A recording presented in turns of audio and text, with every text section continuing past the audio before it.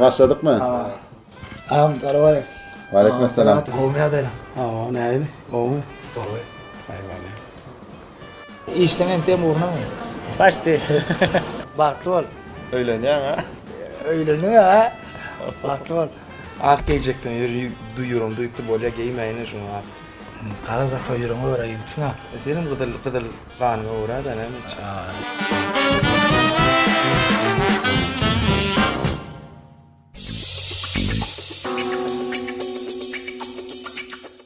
Speeder demek neyme diyeyim?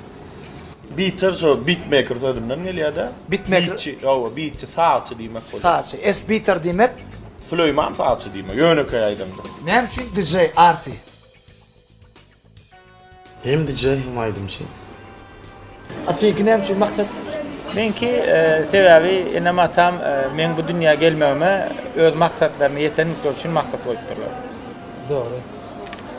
Halipam kim? Halifam. Ecem değil tamam yanlış mı ya? Halifan öyle. Halifa yok. Ya çınlanam. Yok. Türkmenistan'ın halk artisti Olvat Şariva. Bağışçılıkta Halipam kim? Başlıkta Halifam mekan atar. DJ RC. Sen şey verdin mi? Yok.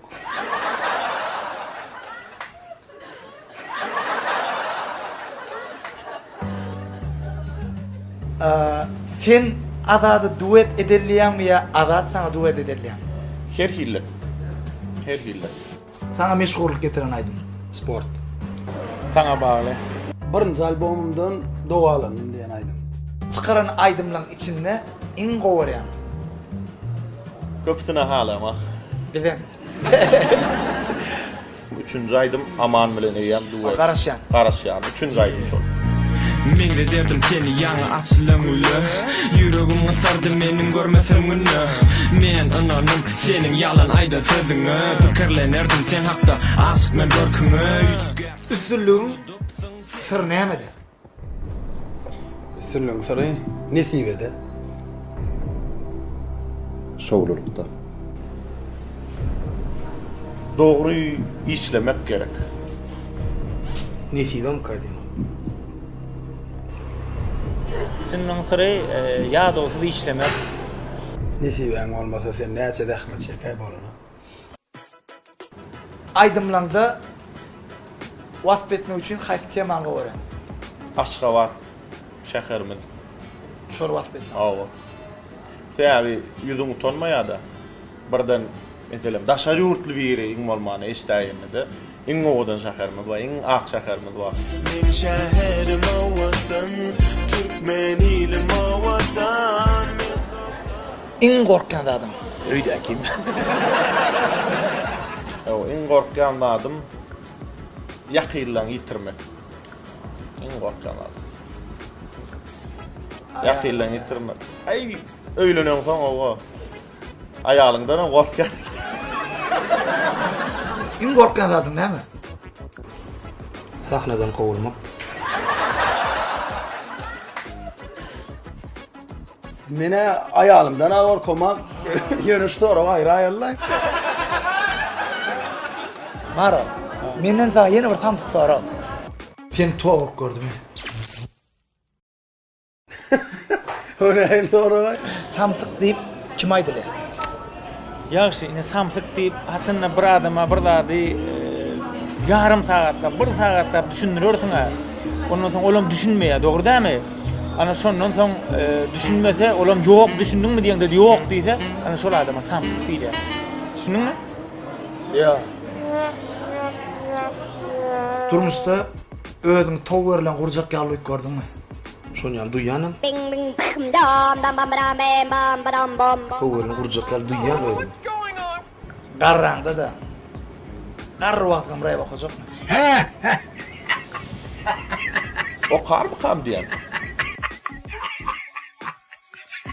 Baştan. Evet. Toydan kovulup gördün ama. Yok men siz derler. Sana sonra verirlerine in halymen sonra. Haçanna sen öylün ölme diye. Sana berilen soralarım için in halymen hayfi. Sen sonra görelim şunu alam. Maşgala marada soramaz bu. Yokmayan sonra näme sonra? Pul sorasalar halama. Ne internette in halamayan, in ken verleyen forum toylun yerde. Yani in halamayan forum. Doğrudan toy nerede? Halamayan forum. Geç. Messi mi Ronaldo? Haydi. Men Messi. Messi. Sen Messi. Messi. Ronaldo. Messi mi Ronaldo? Muhammed Salah. İkisine daylayan. İki kere böyle. Yani sonra da Huday tarafın, Allah tarafın verilen zekin hayfında var. Allah tarafın berilen zekini hiç aydınladı yok. Ronaldo için Real vuruyor mu ya Real için Ronaldo'dan vuruyor mu? Ronaldo için Real vuruyor, indi Juventus vuruyor. Ne Real'da? İndi Real. Masina, Siftapor'da durdun. Gıyırdıp kaptan gelirler, sen aydın gidip de içinde. Neyle oluyor? Ay neyle onu begen ya? Ediyen iyisin yerine düştü ol ya da. Döne gön şeyle bir daha çıkıp gittiren olup yüzüm aşağı ediyen gön. Gerçi. Aynı Aydın oldu adam. hele. Yok utanyalar ya bu adamlar utanyalar. Yığırdıp dinlerken meni görüp bir hillek golyalar utanyalar da. Sen sol oğlan mı diyorlar oğlum? Aa. Yok mindeşle diye. On Begen ya. Birinci öyle. Begen. Aydımın dinlep durlar. Senem gelip duruyan öyle bir hil özüm hasam kalkındır ya, boğulur ya. Yerinden turup şeyde azıcık kaptalık bölümle seyrederim benim derden. Ona senem seyredeceğim seni görmek. İşte gepini düşündürüp bilmeyen rahatınız var mı? Aa, Ba. var. Yine şu an Kemal bolya da oğlan oturuş bolya yine bolya. Toydundan gidiyen oturuyan. Ya var aslar işik ya. Öye gelen uyda kadar çubuk balonu. Seni fınvatta näme saklıyor? Ne bak koyuyor. Hemen yıl kırıyan fın WhatsApp'la diye. Bağırsak, kesp, sıfır, neçe procent rol oynuyor? 50% diysen 70. 70%. Esas sıfat boy sıyırı. Şolar sende bağ mı? 50 sen vardır. Boyu olmadı kalan adam var. 50%. Sen özünü görmeye hata ettin mi? Ya.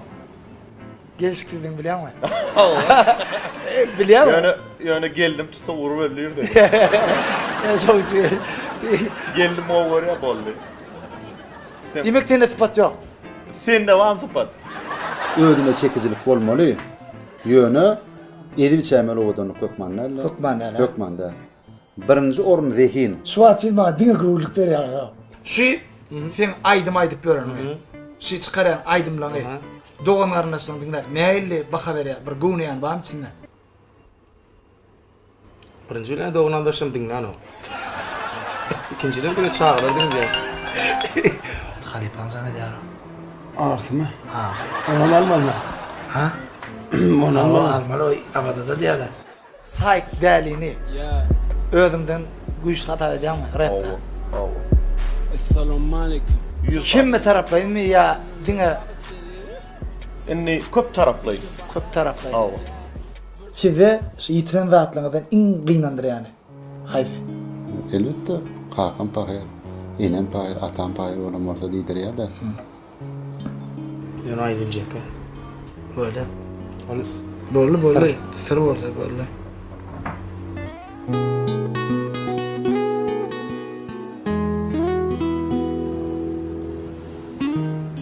Derdim bakayım. Kakam. Kakam.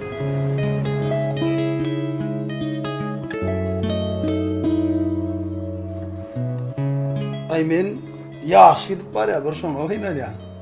Yüreğim için en rahat yer. Vatanım öyüm. Sen Mekan, durmuşdaki iň uly arzuwuň. Durmuşdaki iň uly arzuwum kara bolup ýaşy. Innem aha nesibeden. Innem ata boldup iň şu Ola şonda Mekan ata bolýar. Adam seni birden altınmak düşdü. Olam bir arzuwuny aýtdy. Näme arzuw derdi? Tutuş yurdumu da avadan sırttılardım. Mekan, sen üçin iň mukaddesat näme? Vatan. Vatanım bolýar. Iň mukaddes zadım. Sebäbi hemme izi zatlarymyz watanna. Muştoklaryňa arzuwuň. Men muştoklanma arzuwum elmidama ýüzlerine gülki, ýüregimde de sevgi dolu bolsun. Her günü toýly bolsun. Hemme jaňa sag bolsun. Bir yerden turup işe begenip gitmek. Ömürleri dop bolsun. Öýe ojoklar avadan bolsun. Arsal bereketler kän bolsun. Şun toýman. Bamy? Ogo. Onda saklamayın, Süleyman. Beren, yaxşı qılıqlı görünüyor için. Sağ ol. Müştoklan adından sana üstünlük arzu ediyor. Ýaşy. İşi üstünlük. Zana, sağ olsun. Hem iyice dersin ya, ruhun belent olsun. Çayını iç de. Onda da nasıl? Anladın mı?